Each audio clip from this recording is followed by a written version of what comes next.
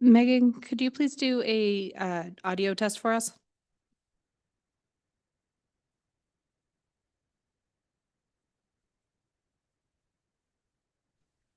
Okay, how's that? Perfect. Thank you. Thank you.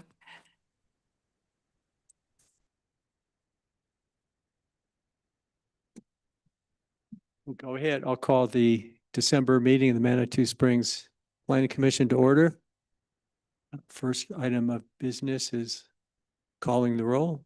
Commissioner Storm, Present. Commissioner Rosenthal, Present. Commissioner Latimer, Present. Commissioner DeLay, Present. Commissioner Day. Present. Yeah, Day DeLay. They get up my head. I'll answer to either. Okay, first item of business is approval of the minutes of the November meeting.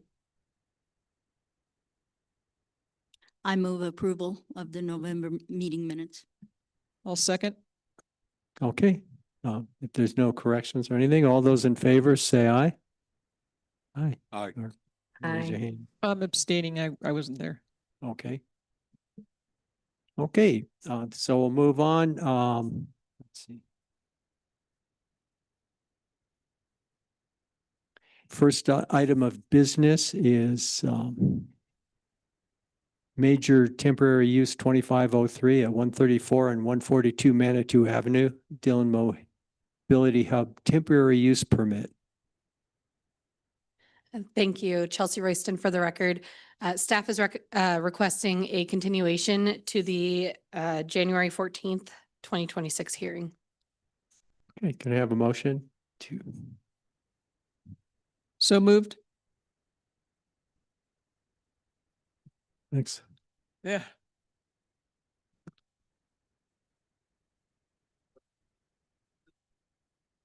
It'll be at the next, nothing's gonna happen. This is being postponed until the next meeting. Yeah, maybe. If we get a vote here.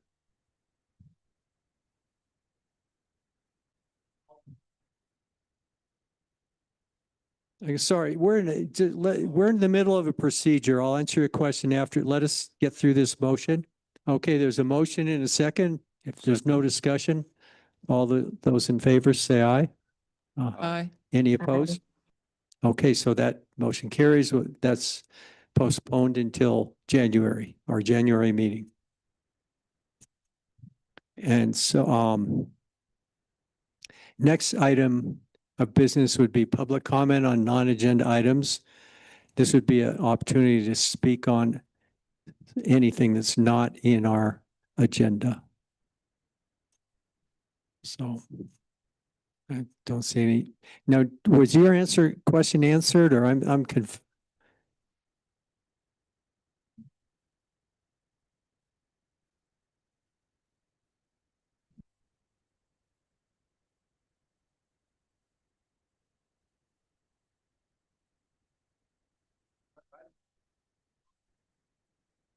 Okay, why don't you come up? This is, since it's not on the agenda, well, it's on the agenda, but this is a weird thing. So, and you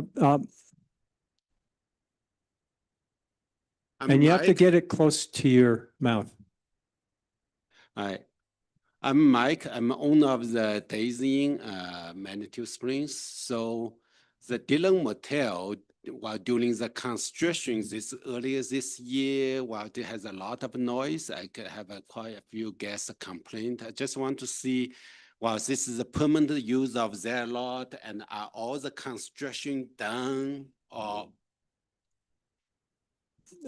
It's, that's not really our purview, but if staff has something they'd like to add, that's fine. This isn't, we aren't doing the general business of the city. This is a planning commission meeting.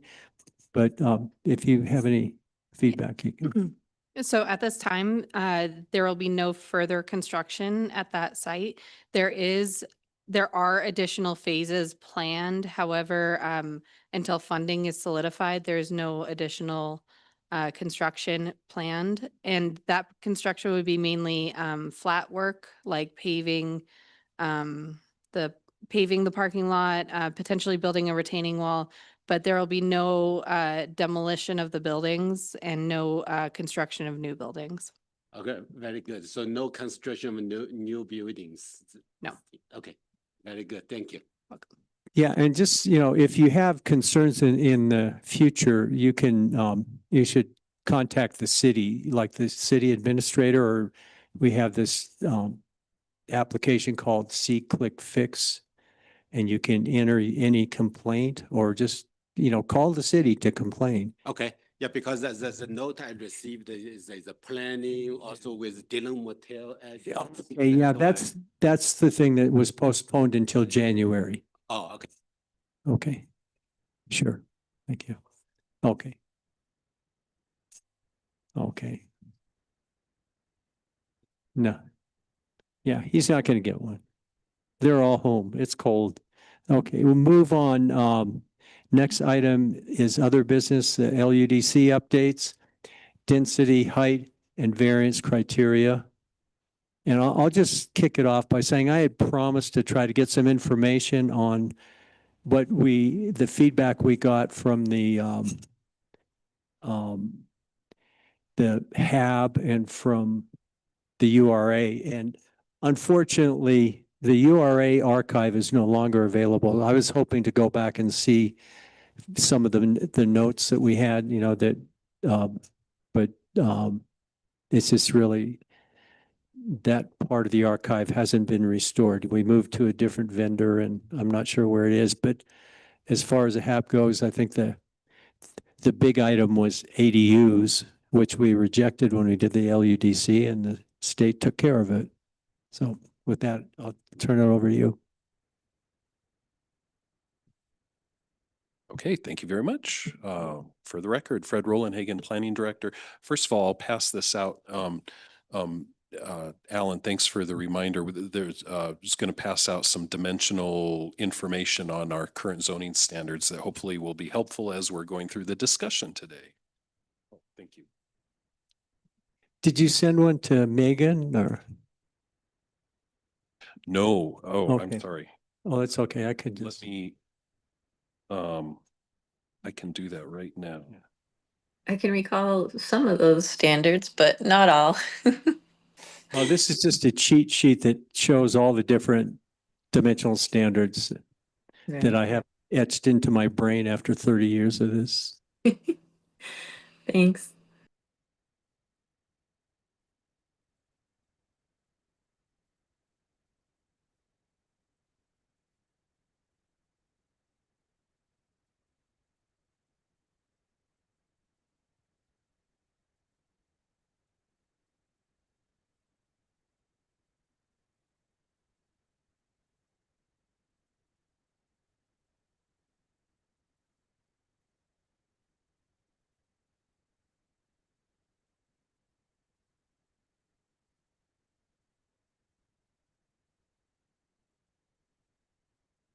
Okay, Megan, I just emailed the attachment to you. Let me know if you don't get it, but we'll begin.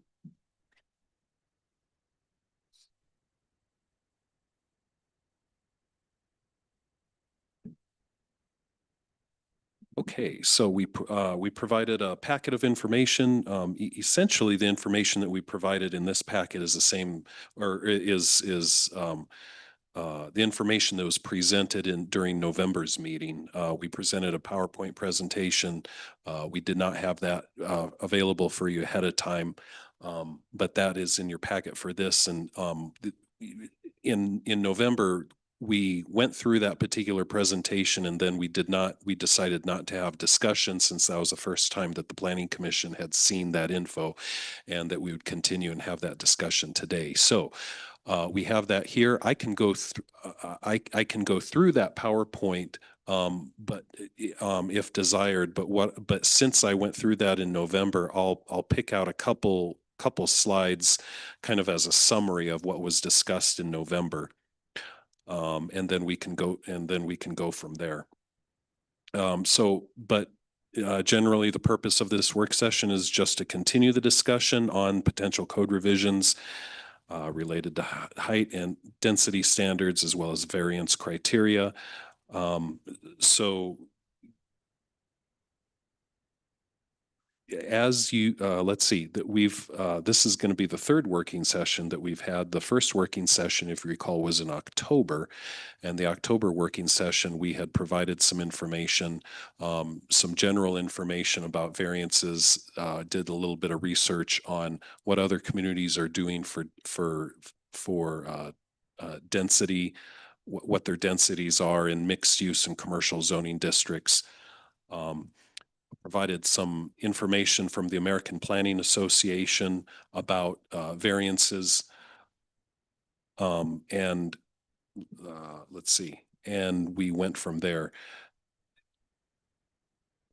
Let's see.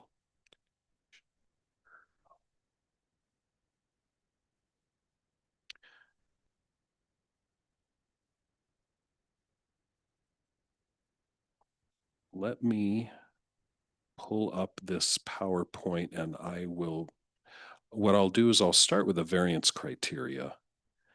And then we can also look at the densities and that information. I'll let the Planning Commission decide. That, you know, we're talking about two things here. I'll let you decide what where you want to take the conversation. If you want to talk about both of those items or one, what we're just to let Planning Commission know, what we're planning on doing is inviting the URA and the Housing Advisory Board to our January meeting, where I think we'll have more of a discussion about densities and height and things like that, and not so much variance criteria. So tonight might be the night to talk a little bit more about variance criteria. That sounds like a good plan to me. If we're going to do density in January, that would, I mean, that's going to be the topic of conversation, certainly from the HAB and to some degree for the URA. Those are the things of interest. So I Okay. think it's a great idea to just focus on variances tonight. Okay, so let me share my screen.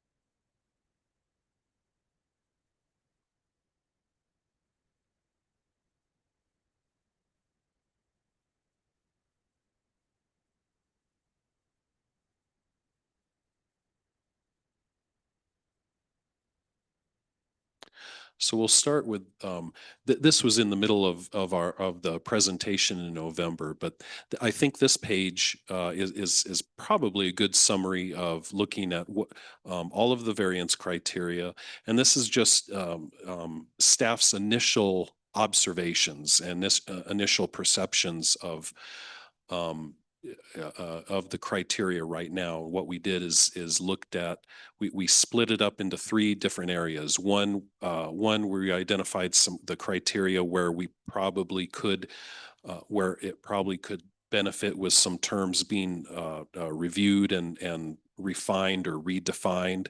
We identified a couple criteria that we noted and noticed that they are regulated elsewhere, and wanted to show that, present that to the Planning Commission for your discussion. And then there was one criteria where we thought maybe it could benefit from a possible new section. And I can go through that in a little bit more detail. But let me start out with the ones that are regulated elsewhere. As I talked about in November, where the one criteria not result in development of areas at risk of natural hazards unless adequate mitigation is provided to the satisfaction of the planning director pursuant to standards. Wanted to point out that all development must comply with the natural hazards development standards that are in the code. So whether something comes to a variance or not, that must be complied with. The other thing that we noted is that the criteria under F6 regarding that the variance request is required in order to preserve a contributing structure in a historic subdistrict, we wanted to note that actually the Title 17 Historic Preservation Code does address that and allows the Historic Preservation Commission to grant some exceptions in order to preserve a contributing structure. And actually that can be heard and decided upon by the Historic Preservation Commission. We wanted to point that out as well. The other thing that we noted is number F5 regarding disabilities, that there's a disability affecting the owners or tenants of the property or any member of the family of an owner or tenant that resides on the property, so on and so forth. What we've noticed is in some other communities, they address that separately in a different manner, and wanted to throw that suggestion out to the planning commission. One of the things that I've observed with that is a concern of how somebody presents their variance case and whether there is an actual disability or something that meets the definition of ADA, of a disability. I have noticed in one or two instances where somebody has made the argument that they have a disability when it's not actually a disability. I think somebody made an argument that, as they age, they were making the argument that they should get the variance because they hope to age in place, and as they get older, they would need that variance, which probably doesn't meet the definition under ADA. At the same time, I don't want us to get into a position where somebody actually has a legitimate disability under ADA, and for some reason we end up denying the variance, and there could be some issues regarding that. So what I would recommend is maybe looking at that and see how we can address that maybe in a more effective way. And any particular change, we'd talk with our attorney and make sure that we're addressing it appropriately and legally. The other criteria that we identified, and there's 5 other criteria, we thought that there were some terms that could be reviewed and refined or redefined as needed, regarding no adverse impact, what is unnecessary hardship or exceptional topographic conditions. I'm just kind of going through the list right now. Looking at further reviewing, how you determine whether there's no design alternatives or alternative locations for structures. What is a reasonable use of land or a reasonable use of structure? Rights enjoyed by a majority. What does that mean? And then at the bottom, the lower one under F4, the need for the variance is not the result of from actions of previous property owners or as an otherwise self-imposed hardship. Some of these things, we thought that those could be reviewed and maybe further defined or further refined. The other thing that I think that this probably we need to ask ourselves is probably want to know or make sure that we understand what's our goal, what's our objective of making these particular changes. Now, I know that when it came to discussing densities, the other part, the densities or dimensional requirements, I think one of the things we wanted to ask ourselves is, does the code or do those code provisions meet the goals of Plan Manitou now that Plan Manitou has been completed? With variances, it's a little bit different. I think we can explore Plan Manitou and see if Plan Manitou speaks to variances, but variances is a little bit a little bit different because usually variances are exceptions to the rule. They're exceptions for purposes of providing relief where the code is too restrictive for the conditions that are on the ground. And so whenever you are considering a variance, it's going to be an exception. It's going to be something that's unique to that particular property. And sometimes it's a relief valve, and sometimes you can't. Sometimes it's hard to tie that to a comprehensive plan. So with that, also what we did is pass out. Oh wait, no, wait. This is not related to variances. So if we want to move forward with talking about variances, I can go through the presentation again if you would like me to, or we can stop right now and see if there's any comments or any thoughts. Yeah, any thoughts right now, or do you want to let Fred go first? Would you like him to go through it, or? Well, I'm asking the commission. I'm in favor of it, but if people want to go a different direction, this is a work session. I'd go through it. I'm Okay. with it. Sure. Okay. Okay. Sounds good. Let's see. So, yeah, so what we did is we went through the variance criteria here on the first page that I have up here. This is our approval criteria. As you know, it's split up into two parts. Number 1E or E under approval criteria, it indicates no variance shall be authorized unless the Planning Commission finds that these two criteria have been met. And then additionally, we have 4 additional criteria under F that a variance must meet, a variance request must meet a minimum of those 4. We don't have the red line of what we have now, do we? Just how our criteria reads now. Oh, that's what I have up on So the. this is as it is now. Since it's in red, I wasn't sure if what we were inferring there. Good point. Yes, that's my design flaw. Yes, this is the way it's written right now. Then what we did is what I just finished with. We as staff we put these criteria into these three potential, I guess, pots or 3 potential pools to consider.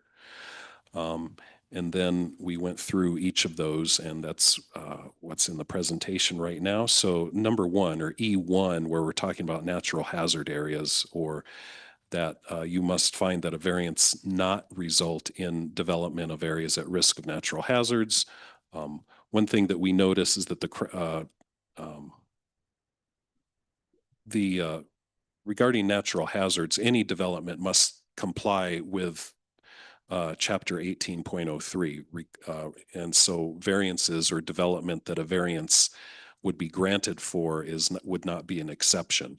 So we would, regardless of whether a variance is granted or not, we would still assure that development complies with the natural hazards section of the code. Gary.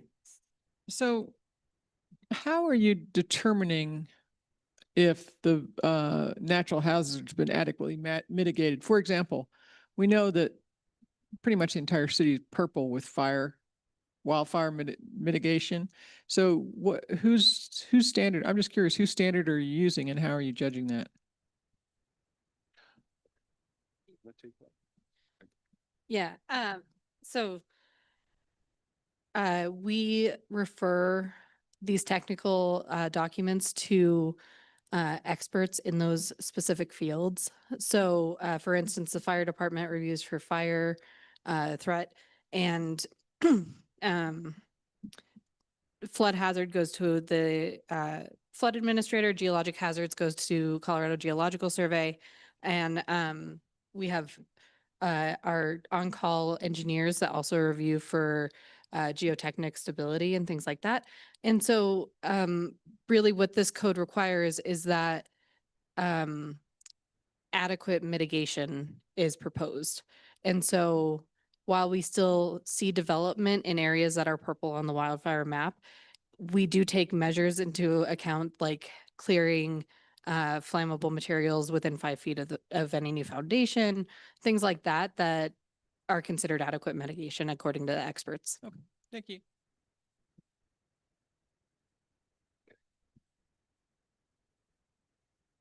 Okay, so this is regarding, so this is our observation of this first criteria. Second criteria, E2, regarding no adverse impact will result on adjacent properties. This is one of those where we thought there might be some terms that we, Planning Commission might want to review or refine or define regarding adverse impacts and adjacent properties. What we noticed is that adverse impacts and adjacent, those terms are not defined in the code. And so, maybe that would help. When we're talking about adverse impacts, generally, we're looking at things like noise, dust, glare, odor, vibration, traffic, perhaps traffic impact, and even solar access. One thing the state, if you look at state statutes under land use law, there's an emphasis on maintaining solar access in order to promote solar energy generation. And so we threw out some questions, how would these be measured or enforced in the city? Does an adverse impact create a detriment on the adjacent property? And if it does, does that matter? Does that have an effect on whether a variance should be granted or not? Detriment, detriment, the definition that we found in the dictionary, detriment is the state of being harmed or damaged, a cause of injury or damage. And then impact, the term of impact is to have a direct effect or impact on. When you're looking at that, sometimes an adverse impact is pretty easy to understand or easy to see. Sometimes it's not so easy to see. And a lot of times,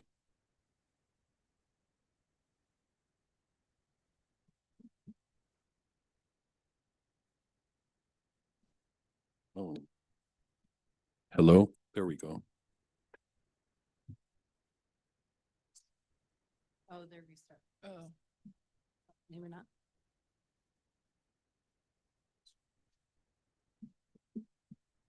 Hey, can everybody hear me? Okay. And when we're talking about adverse impacts, a lot of times we're relying on the general public or adjacent property owners to understand what kind of an impact there would be on adjacent properties. So like I said, sometimes that adverse impact is easy to identify, and sometimes it's not very easy to identify. But it's up to the Planning Commission to decide, is there an adverse impact that would result on adjacent properties that would be a problem if this variance were granted? So perhaps defining those terms would be helpful.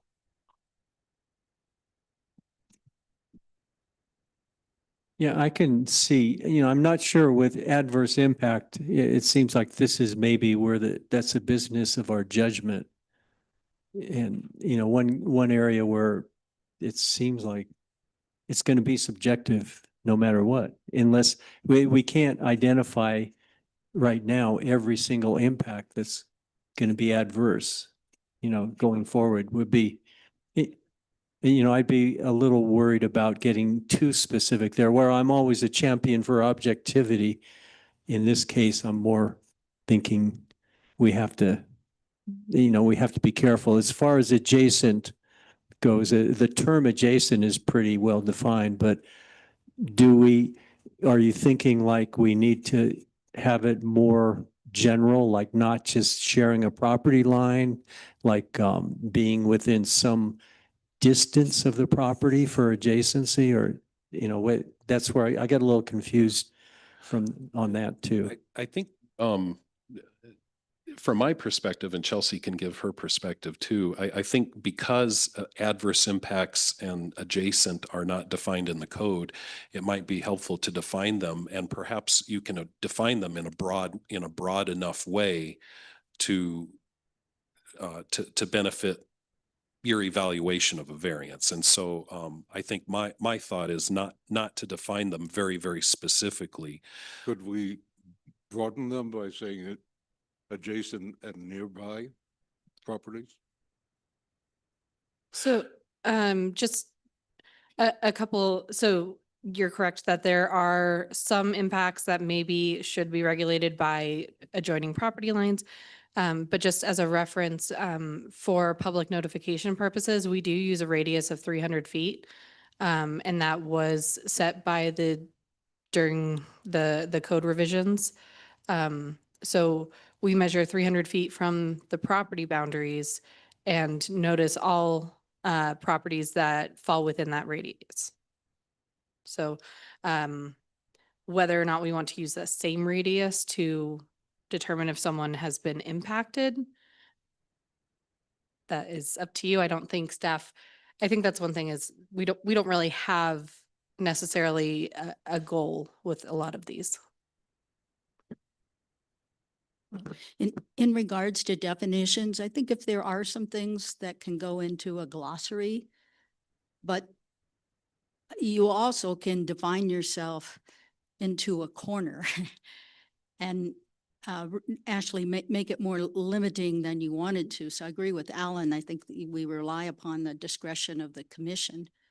But if there are things that, like I can think of perhaps adverse impacts, you might be able to define some of those. I don't think some of the other things you can define except with another term like difficult situations. Well, what would that be? So I hear what you're saying, that specificity would help in certain situations. So maybe we could, as we're going through these sort of define terms, maybe we could make note of which ones the commission is generally in favor of defining and which ones they're generally in favor of leaving up to judgment. And then that gives us something to come back with proposed language for in January. Would that? Okay. Sounds good. So what I'm hearing is adverse impacts perhaps could be regulated or could be defined, and then adjacent could be within the judgment of the CPC. Yeah, I think, we can see the language and, if we find ourselves getting boxed in or, we can sort of back off from it, but certainly it's a moving process. So Yep. I think we're open to hear. Okay, very good.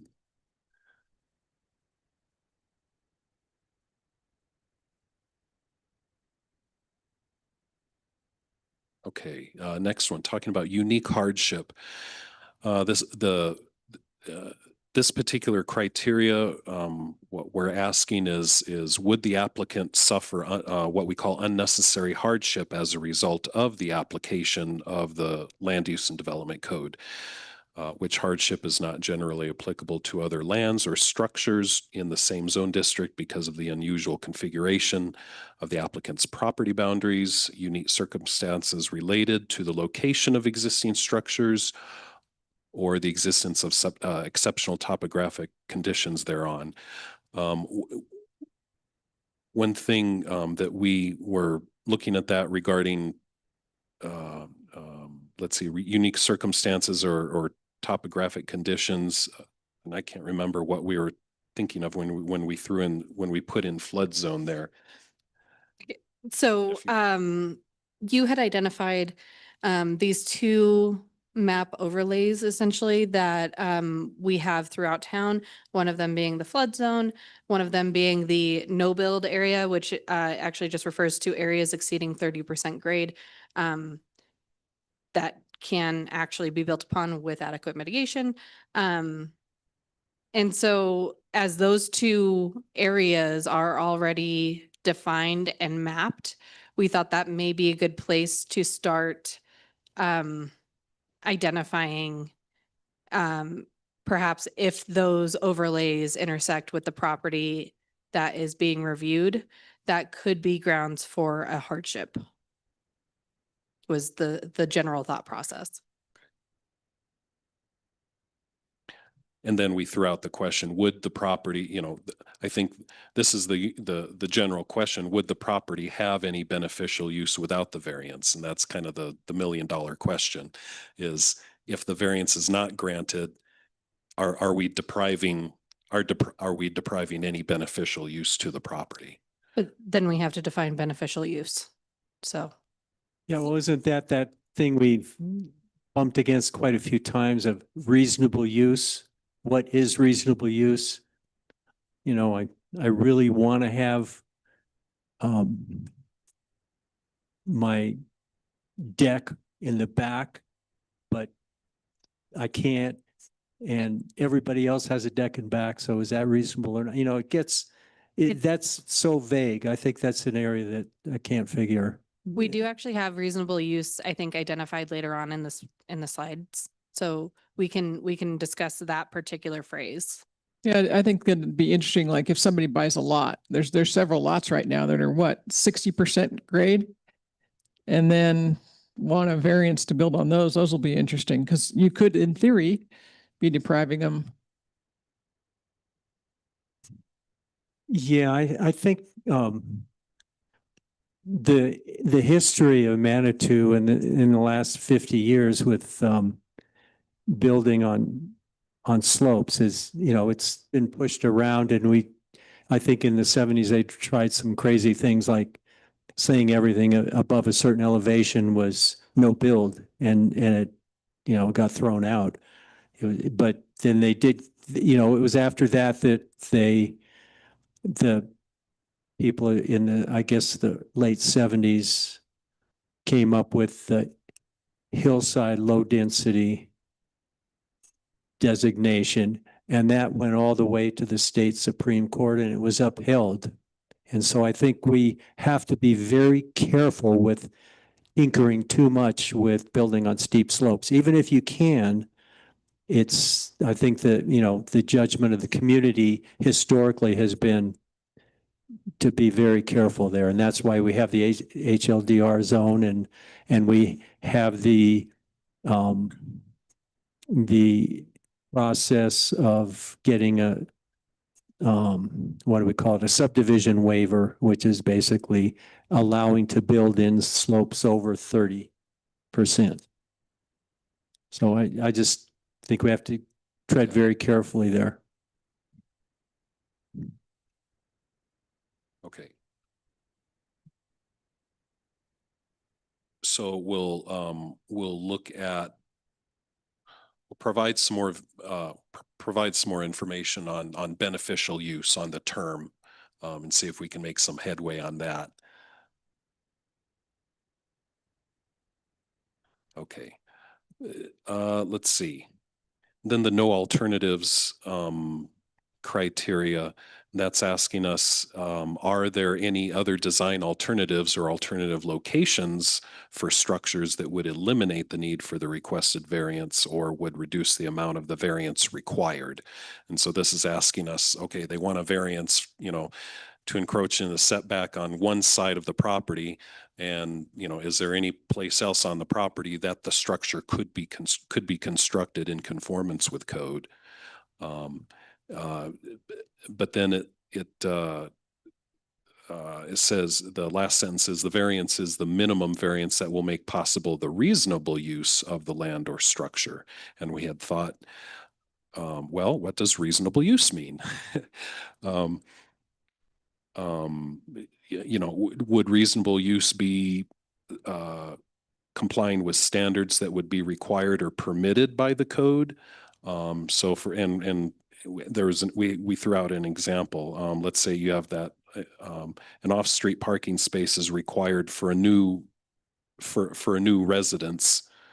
And therefore a variance to permit an off-street parking space could be considered reasonable use of the property. Did I say that right? Yeah. Because it's identified in the code. I think I said that right.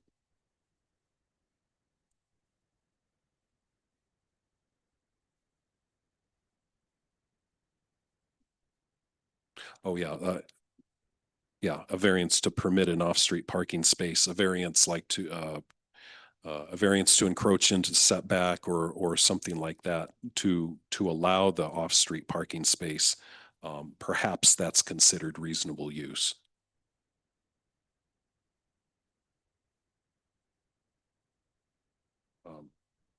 Don't, Chelsea, do you have any other thoughts? No, I think,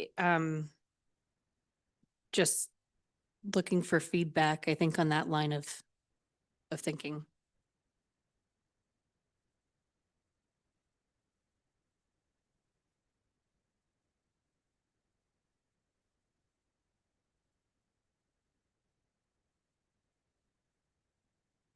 And if none, that's okay.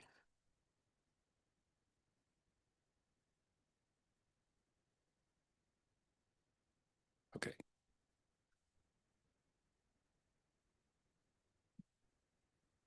I think using the term reasonable use just gives us an opportunity to have a broad discretion if something comes up. I don't know if we do not have a definition of reasonable use, do we? No. So that's not a definition in the code.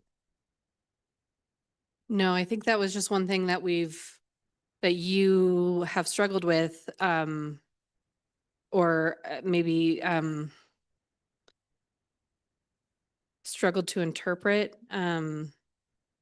what reasonable use is. I think, Chair Delwich was referring to kind of, well, just because my neighbors have it doesn't mean that I'm also entitled to have it. And kind of going in that approach. So I think I think a line in the sand would be helpful. Because we've seen how variances, I guess, and Commissioner Day has her hand up. But I think we've seen how not having that defined plays out. Yeah, okay, Megan, speak. So I'm confused about this one. There seem to be two criteria in one. Does it mean that there both has to be no design alternatives and mm, we're not denying reasonable use? Or the reasonable use, if it doesn't matter if they're, like, I'm confused. Is it either or and here? What is the standard that needs to be met?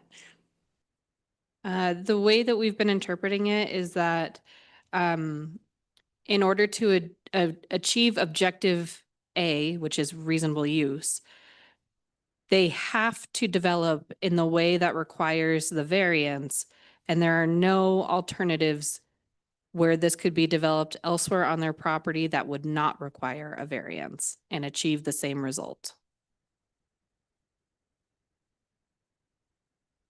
It's definitely complex. Yeah, so it's if that basically, sort of thing. yeah, design, if there are no design alternatives or alternative locations to allow this reasonable use or something. Okay.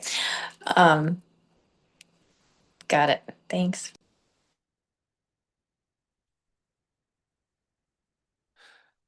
I think one argument with this particular criteria is you could tie it back to, is there hardship or a hardship on the property that keeps somebody from developing that they want to?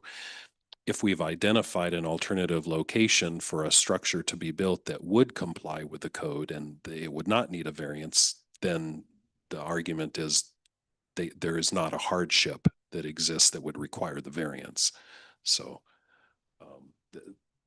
that might be something that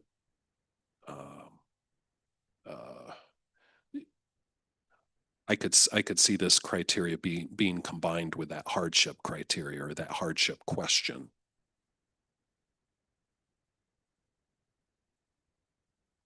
Okay. Why don't we move on or? Oh, yeah, I may, I'll ask ChatGPT and some AIs about it because I think we've struggled with this over and over, and I can come up with scenarios of things I'd like to do on my property. And because of the way the house was situated when I bought it, I can't do it the way I want to. But Yeah. that doesn't seem to me like I'm losing reasonable use of my property. It's just, it seems like there's this gray area, like what's enough to be, lack of reasonable use. Like if you live at the top of a cul-de-sac and you can't park because you can't put any off-street parking, that's one thing. But if I'm just sort of whining because I can't put a covered patio on the side of my house where the door is, and I could put it on the other side where there's a lot of real estate, but it's not where I want it. And it, it doesn't make sense. That's still, I have a reasonable use of my property. This is where it's like we've had this over and over, and sometimes we've tried to close our eyes and vote in favor of something over the last couple of years, we've tried to get a lot more faithful to it, and it's just still this conundrum.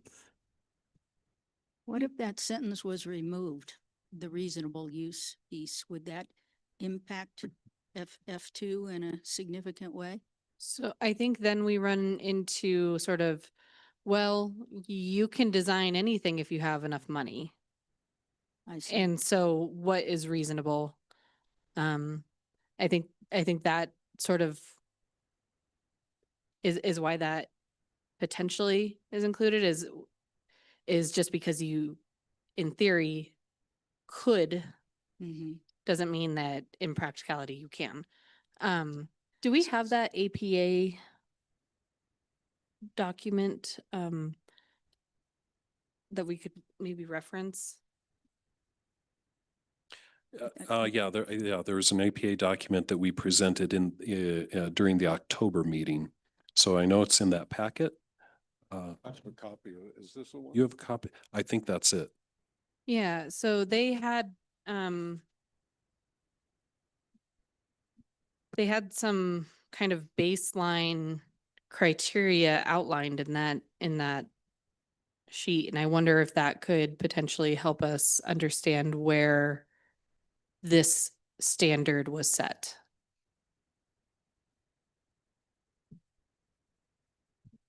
I think it would be worthwhile for you to go through that document and see how the wording there could be applied and modify ours. Removing the reasonable use part, I think if you did that, you'd have to change design alternatives to say practical design alternatives.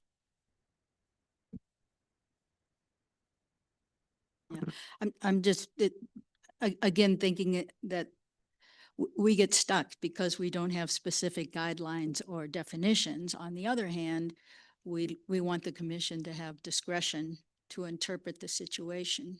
Yep. Let's see, I can't help but say, but it's 6-7.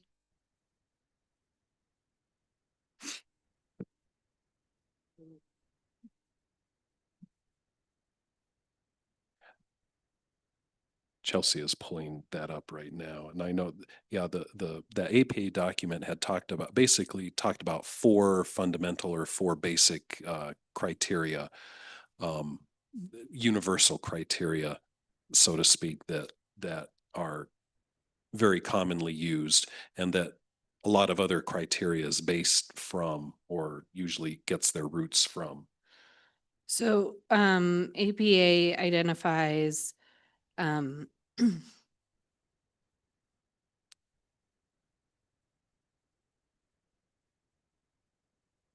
one that most closely aligns to this, whether there are alternative means to obviate the owner's predicament. Very succinct. Yeah, say it one more time. whether there are alternative means to obviate the owner's predicament. They also talk about how that standard represents practical difficulties as is commonly used. So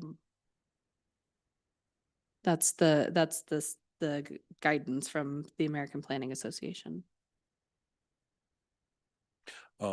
Once I'm done with this presentation, I can pull that information up. I can get out of this particular screen and we can pull that information up and go through that. Okay.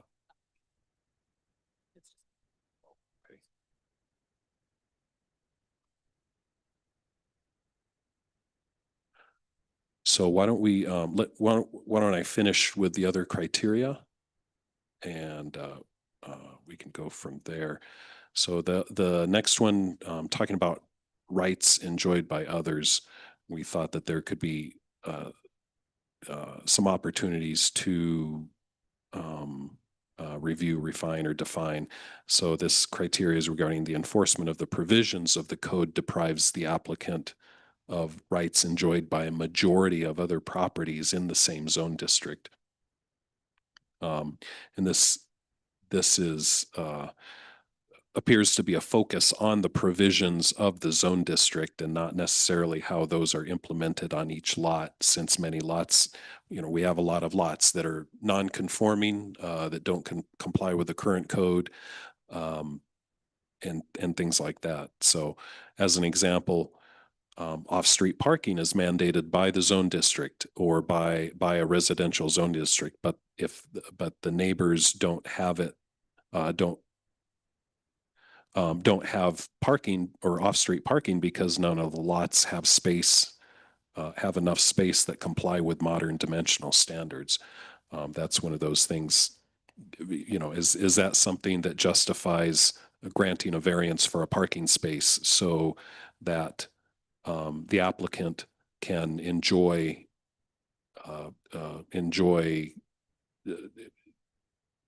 rights that are enjoyed by a majority of other properties in the same zoning district. Yeah, and this has come up a lot of times where we have a neighborhood that, especially in the historic areas, like I can think along Washington, there was a request for a setback variance.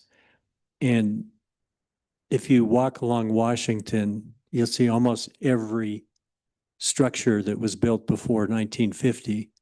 The garage is like 6 inches from the right of way. And so I was looking at some different municipalities today, and it was either Castle Rock or Fort Collins had it sort of a caveat where there was discretion to fit in an existing neighborhood. Like,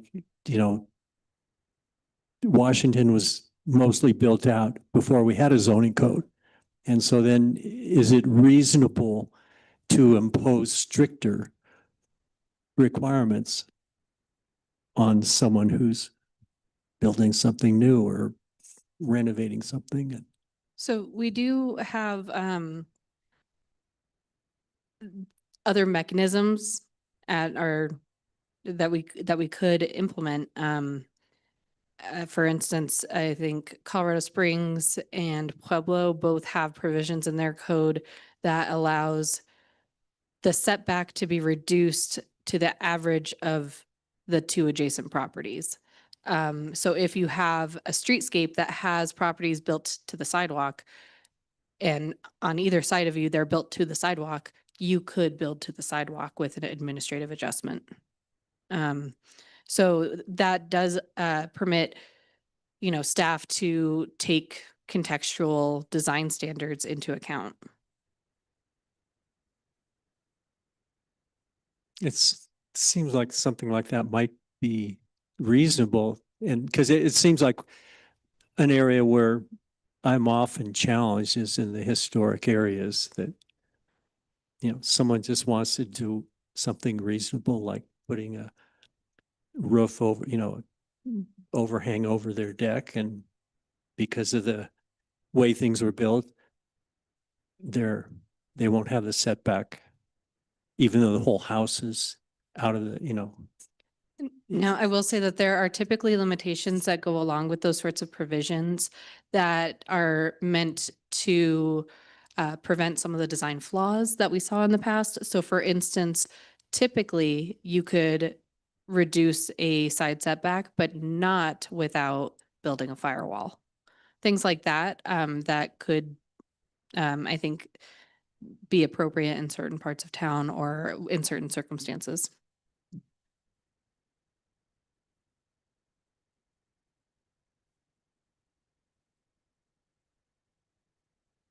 Okay, moving on.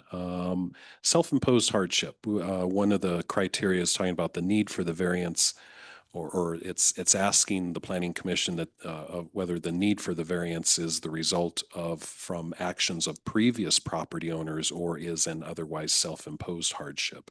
So whether the need for the variance stems from something that happened from previous property owners or that stems from something that happened from the current property owner, which could be considered self-imposed.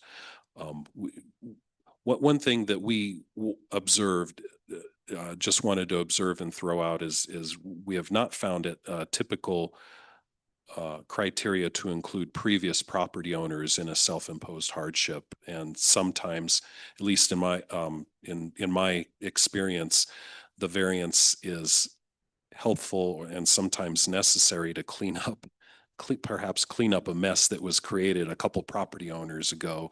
And we're just trying to set the record straight so the current property owner can move on and make necessary or appropriate improvements to their residence or to their property.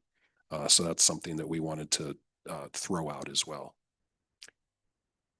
I guess I'll have a comment on that one. Why can't a current property owner clean up a mess that they accidentally or inadvertently created? I'm not sure the value of having this provision at all. I'd like to understand what's worthwhile about not allowing a person to do that. And I guess to follow up, We're getting a little loose. I'll recognize Yeah. people because so we don't all chat. So Frank, if you want to, or well, let's let Roy's question get answered first and then we'll move on. Yeah, that's sometimes that's a hard question to ask. And I think I think it is, number one, it is up to the community to decide or to determine whether that is whether that's an appropriate criteria or not. So each community, one community will say, yes, with this is a self-imposed hardship is something that they don't want to consider, and another community will say, no, it's appropriate to consider a variance even if the hardship is self-imposed. I've seen it both ways, and I've seen it's up to the local community to make that decision. Yeah, I've seen that it is different in different jurisdictions. Others have the exact provision, others don't have it at all. So I'm just trying to understand where it comes from and what the value of it is. So I think our particular criteria is actually, I think it stems from our historic preservation code. Our historic preservation code allows the HPC and city council to impose a 10-year building permit moratorium on any property which illegally demolished a historic resource. And that's a steep price to pay. But essentially what it does is it prevents people from demolishing a historic resource with the intent of selling it and selling a perfectly, fresh building site to someone, that then they wouldn't have to abide by historic preservation guidelines. And so I think our criteria really just mirrors that in the zoning code. And I think that's where it comes from. Well, couldn't you put the word purposeful in there then? How are we going to prove that? How do we prove that?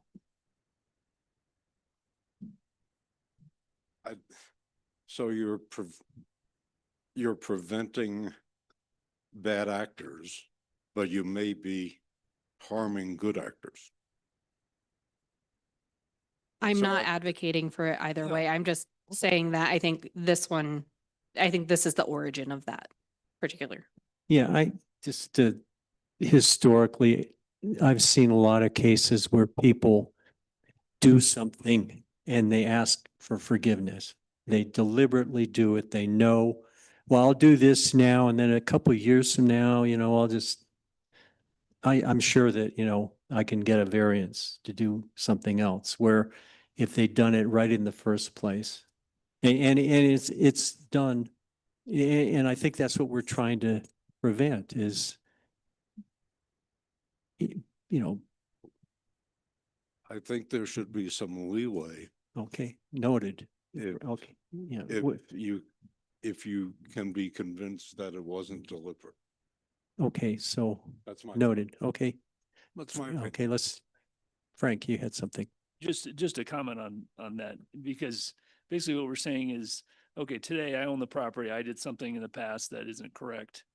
I sell it, and tomorrow there's a new buyer and he says, hey, can I change this? Now that's this self-imposed is no longer here and it's only one day apart. And I guess that's the question that I have on this provision is nothing's changed, but you have someone that didn't actually do what the previous owner did.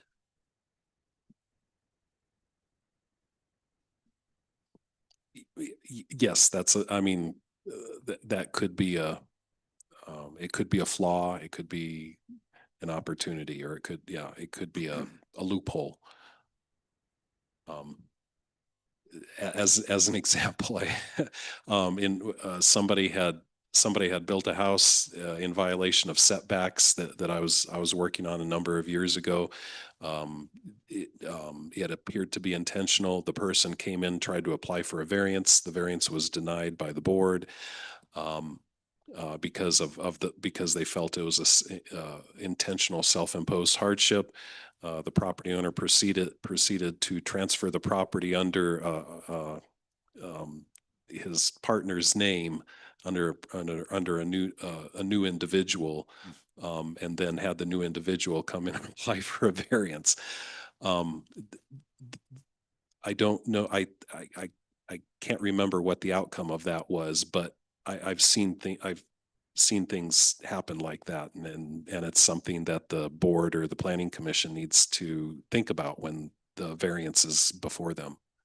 Yeah, I think that's maybe why the language exists as it is now. And then, but as you say, I looked really hard today and I couldn't find any other zoning code that referenced previous property owners in the variance discussion. So I don't know, maybe Manitou got burned a lot in the past because this has been in the code forever.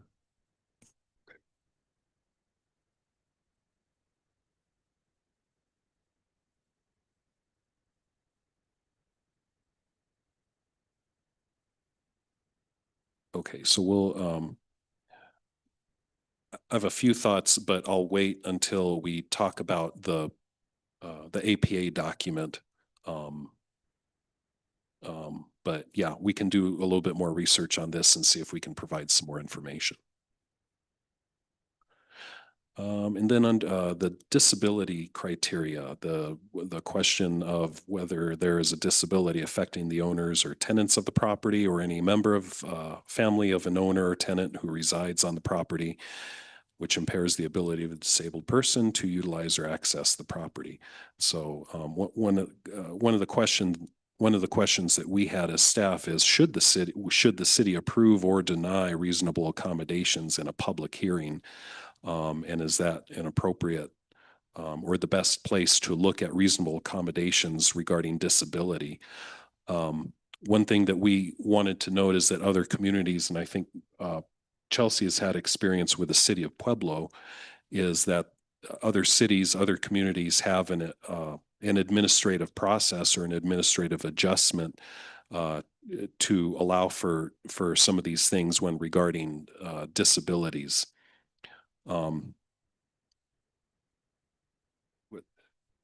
So yeah, what I was referencing here is that there's a mechanism that already exists in code, which could be expanded to include things like setbacks or other dimensional standards that may need to be amended or that could impact a development specific for a reasonable accommodation. So there's a section in code that allows additional height of up to 5 feet above the maximum permitted building height for architectural features. And that could be extended to allow things like elevators or ramps or other types of development that we typically would see for someone with disabilities. Yeah, and you're saying right now that's not in our code? So, right, right now our code has this, this criteria as a variance criteria. I guess I think, this could potentially be a new section of code or could expand an existing section of code and achieve the same intent without forcing an individual with disabilities to come proclaim such in a public hearing. Okay, because we did have I can think of one case where we allowed an elevator and it required a height variance. It was probably about A height. 10 years ago. Right. And so height is already covered, but I think we could look at things like setbacks and probably just setbacks and potentially parking, things like that could Yeah. Okay. benefit. I would suggest that there's, if there is a disability as defined by the Americans for Disabilities Act, so that the city does not have to define which disabilities. Because I imagine you, at some future date, there might be something that's not defined by the ADA, but somebody makes a good argument for it. Yeah, we do actually reference ada.gov for things like parking standards because we know that those standards change much more regularly than we want to try to keep up with. It seems to me I'm trying to speak to the same issue. Yeah, it seems to me that there are a couple of levels of this issue. If you have somebody with an active disability, it would come under the provisions that you're talking about. At the June meeting, Planning Commission meeting, there was a deck that was approved to be a little bit larger than the previous one. And one of the things that was argued was increasing or adding disability access for future, even though the person didn't have an active disability at the time of the application. The question is, would there be any value in saying, yes, improving disability access is worthwhile, but it's not meeting that criteria that we were just talking about? Because the planning department had a green bullet point on that saying that it was. So I'm kind of confused on that. Is that question making any sense? Yeah, I understand. I think I understand the question, and that I think under that the planning staff in that particular staff report was I think they thought that the argument had merit, but I don't know. I'm not convinced that qualified as a disability with I'm not convinced that you can argue that a future disability meets ADA. Right, I'm not saying it did meet APA. The question is, would that be something that could be taken into account in a positive way, Mm. separate from the ADA? Or do we just not count it as meeting any criteria? And I think that's where my very strong feelings come about not deciding this in a public hearing.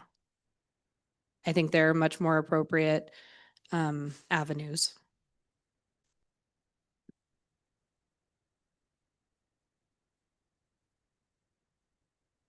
Okay.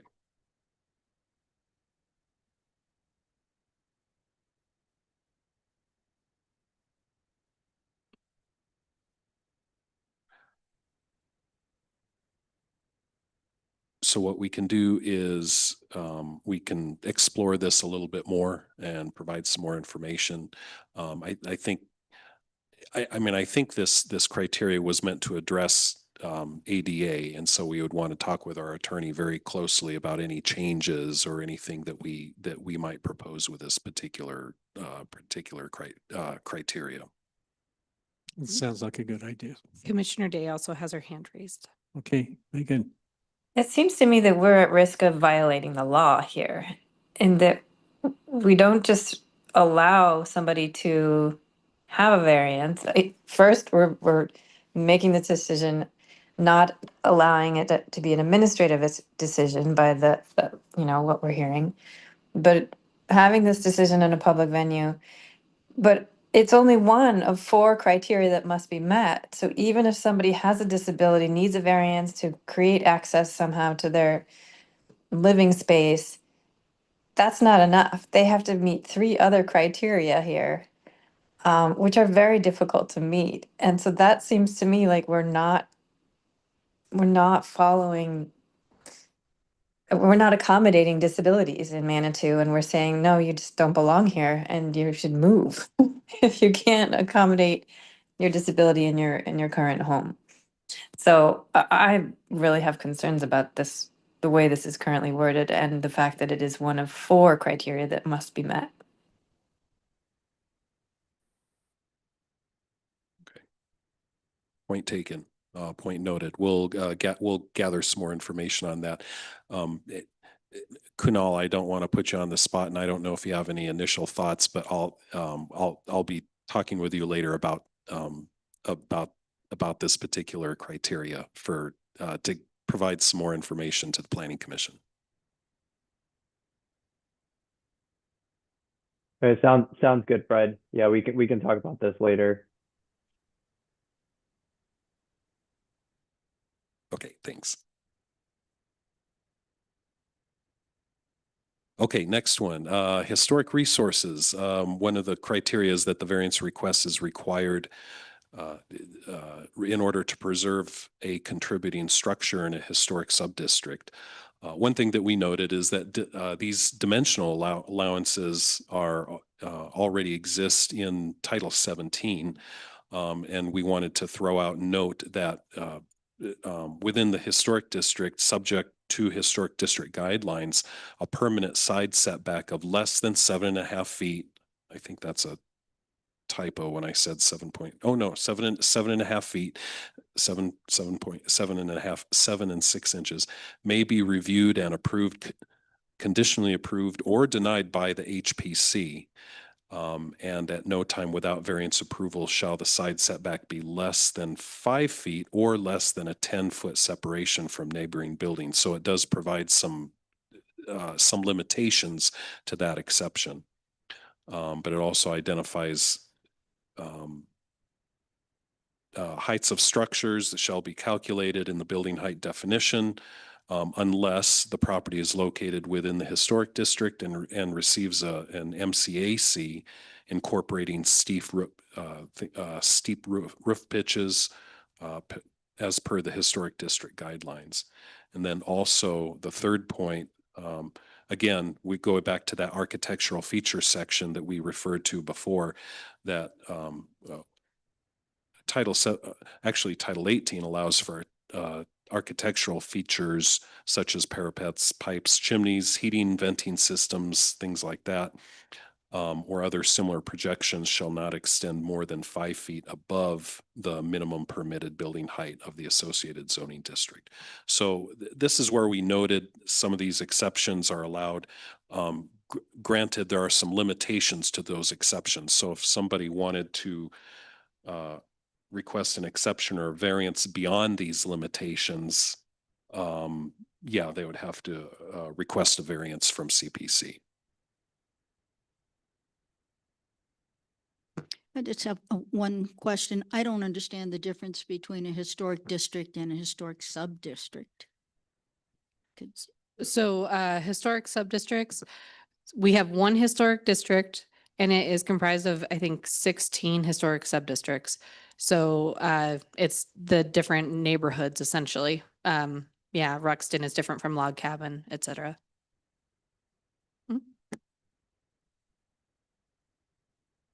Okay. And that is, let me back up. That's the presentation. So we went through all of the criteria.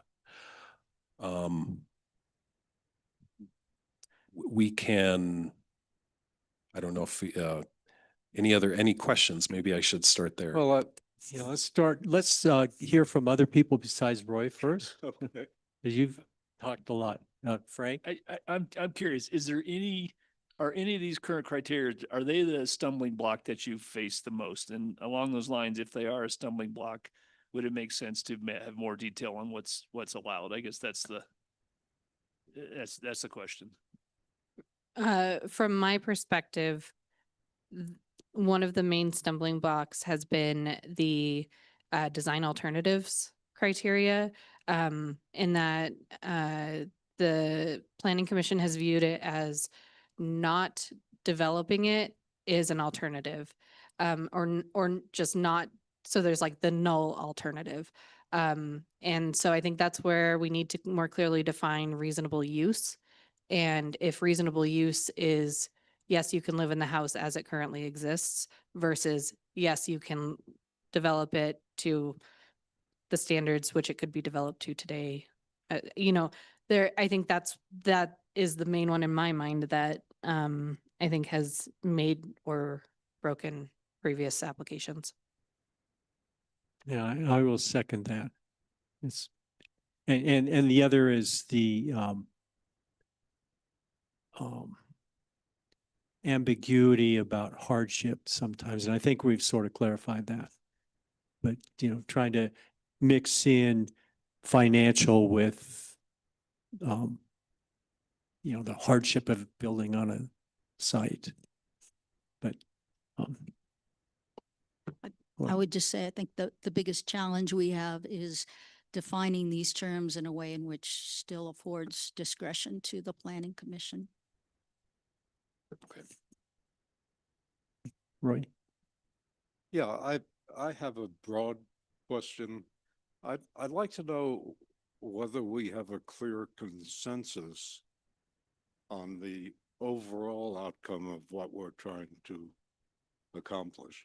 When you introduced, Alan, this subject last January on whether we were going to have this discussion we're having now, you said the variance criteria is like a straitjacket.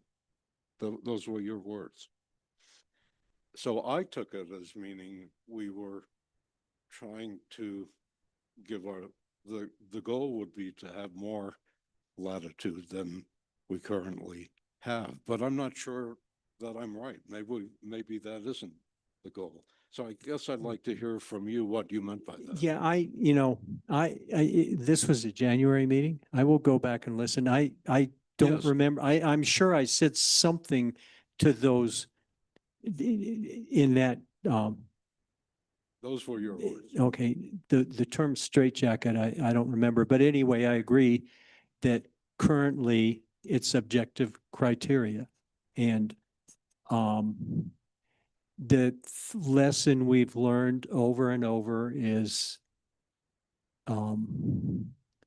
variances are hard, and we've tried several times to make them objective.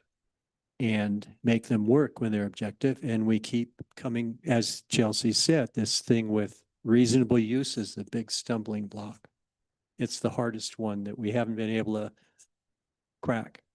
And so, you know, I think we need to be able to accommodate things, and especially in such a, you know, a historic place that has stuff that was built in the 1890s, in the 1930s and 40s and 2000s and 1970s. And, you know, our zoning code has been all over the place, or evolved over time.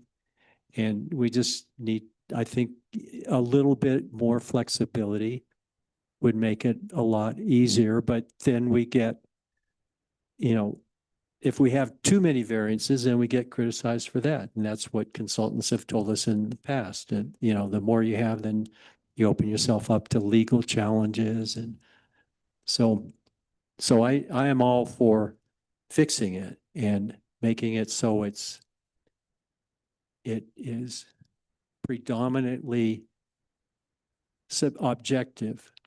But if it was all objective, we wouldn't need to be here. You know, it was just, you know, planning staff could just say, oh, tick off the boxes. So. Could I Yeah. weigh in? Yeah. Just my perspective, I believe, is the goal is to make the criteria more effective. It's not to make them more or less subjective, more or less stringent. It's more effective. And I think the difference is that it would result in criteria that still produce a legally defensible decision.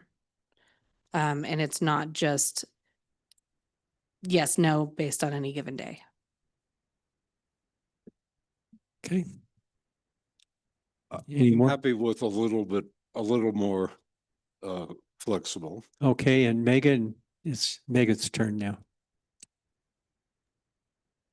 Sure. So I agree we need more flexibility to have some discretion here. And I think that these 6 criteria are pretty complicated and lengthy, and I really like the APA, the more simple criteria that the APA lays out. There's this more elegant, and it affords some flexibility.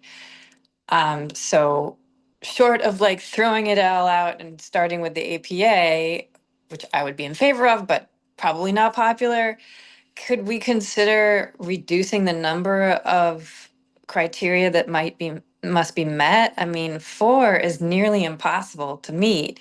And so I took a look at, you know, the city's request for a variance for the western expansion of the Creek Walk Trail, and it really didn't meet any except for 1. I think you could arguably be met 1 of those 6 criteria.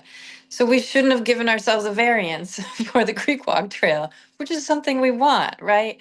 So I think it's just so restrictive that and cumbersome in its requirements that I would be highly in favor of adding some more flexibility. And perhaps one way to do that is, again, reducing the number of these criteria that must be met. Thanks. I think we all want it fixed, and that's one of the things we have talked about is there a different number, or just maybe there's a whole different framework. But anyway, we'll keep working on it. Anything else, anybody? Okay. Did Commissioner Storm have a chance to? Yeah, it sounds like reasonable use. Reasonable use is popping up. That's a common theme, or a common obstacle, or a common challenge. And so we'll be looking at that. We'll be looking at that term and doing some collecting some more information to help us get through that, as well as review the APA, the general criteria, the 4 criteria, and I found them here. I just wanted to go through them, and I can provide these for our next meeting. But 4 basic, APA talks about 4 basic common general criteria for granting variances. and a lot of criteria is based on these four. Number one, the variance is not contrary to the public interest. Number two, that there are special conditions pertaining to the parcel that would warrant the variance. Number three, that the literal enforcement of the variance would result in unnecessary hardship. And then number four, the spirit of the ordinances is observed and justice done, or the spirit of the ordinance is maintained. I've seen that, you know, whatever variance you grant, you don't want to grant a variance that doesn't, that is not respectful of the code or not respectful of the regulations that you're seeking from. So somewhere in that document, do they describe hardship, define hardship? I don't know. Well, that's something, you know, we don't need to solve it now, but that's again, the one that always, I think they do. I think they do talk Yeah. about hardship. So we can, yeah, we can Yeah. pull that. We'll pull that information out for you Yeah. at the next meeting okay. too. Okay, well, you know, this will be good. And the exciting thing is next year, there will be 3 former planning commissioners on city council. So they're going to help us with all of this. And just as one more time, I would not want to be the person who has to define special conditions, as in the APA document. Okay, so I think we have some good information that we'll come back to the planning commission with next year. So is that it now? We'll go ahead with the density stuff next month with. Yeah, I think that's a good idea. And we'll have a bigger crowd. Hopefully, I've reached out to the chair of the HAB and Electra, the URA. not the chair, but the Executive director. Thank you. And we'll get that organized for January 14th, I believe, is the second Wednesday. Great. Anything? Let's see. Anything else? Any code council update or any of that?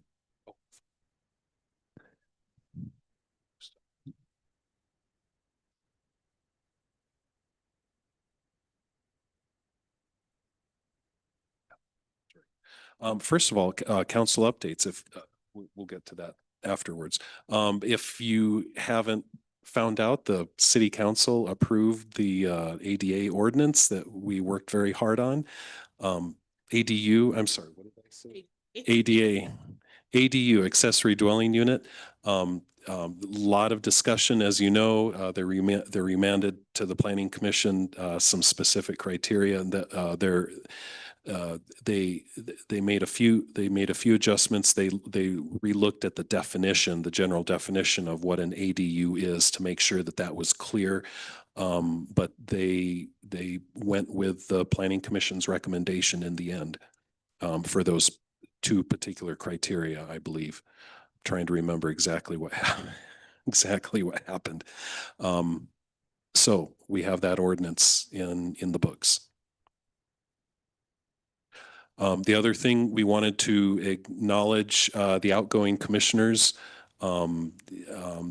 We appreciate your service, and also want to acknowledge Mike Casey. Mike Casey has not decided to resign from the planning commission, and we acknowledge Commissioner Casey's service as well.